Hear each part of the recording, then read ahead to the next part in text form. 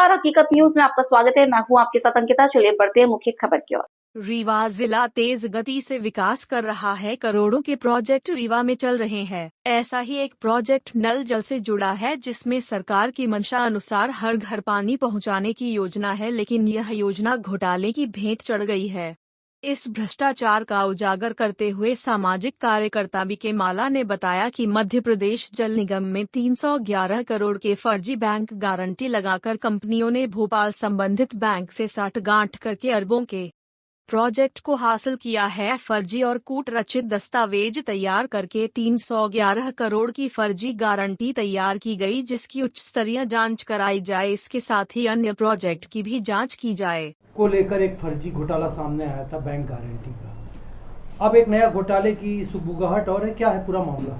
देखिए, समूचे मध्य प्रदेश में ग्रामीण और शहरी क्षेत्रों में जनता को जल प्रदाय करने के लिए पानी दिए जाने के प्रावधान किए गए थे, जिसमें अरबों की राशि का मध्य प्रदेश के हर जिलों में, सुदूर क्षेत्रों में, ग्रामीण क्षेत्रों में पानी देने का संकल्प मध्य प्रदेश भारत सरकार के द्वारा पारित किया गया था। इस योजना के तहत जो जल निगम, ये दायित्व सौंपा गया था मध्य प्रदेश जल निगम को।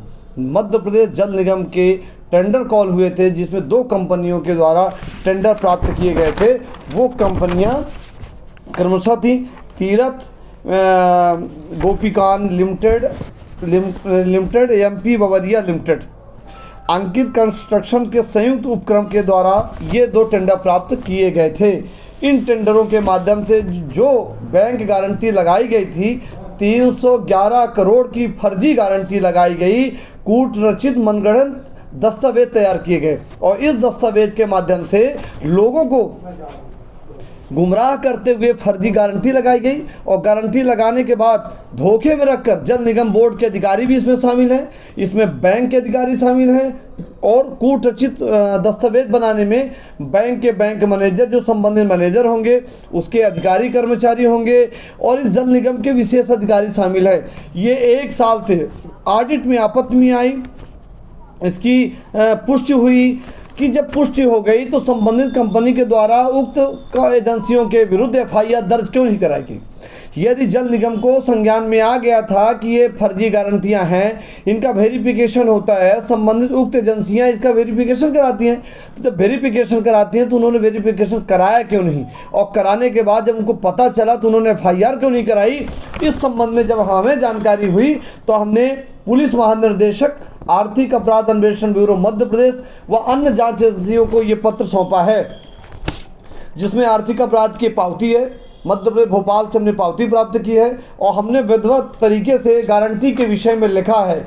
और ये रीवा जिले में कई करोड़ों का यहाँ जल निगम के द्वारा कार्य किए जा रहे हैं और उसमें जो उप गारंटियाँ लगी हैं, जो सह गारंटियाँ लगी हैं, जो सहयोग में लगे, उनके भी दस्तावेजों की जांच होनी चाहिए। साथ में इनकी गुणवत्ता की जांच होनी चाहिए। जिस प्रकार इनके द्वारा 311 करोड़, लगभग 311 करोड़ की गारंटी जो लगाई गई है, जब वही फर्जी है, हम जाँच की मांग कर रहे हैं। यह हमारा आरोप है कि हमें ऐसा जानकारी मिली है कि इस प्रकार गारंटी संदिग्ध है।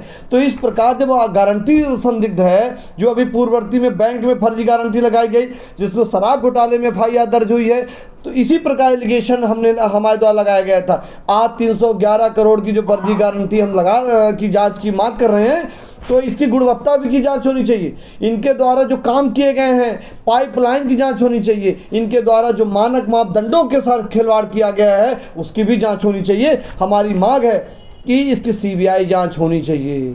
इसकी उच्च स्तरीय सीबीआई जांच जब तक नहीं होगी, तब तक ऐसे भ्रष्टाचारियों पर अंकुश नहीं लगेगा और इसकी जांच के लिए उच्च स्तरीय कमेटी गठित करनी चाहिए।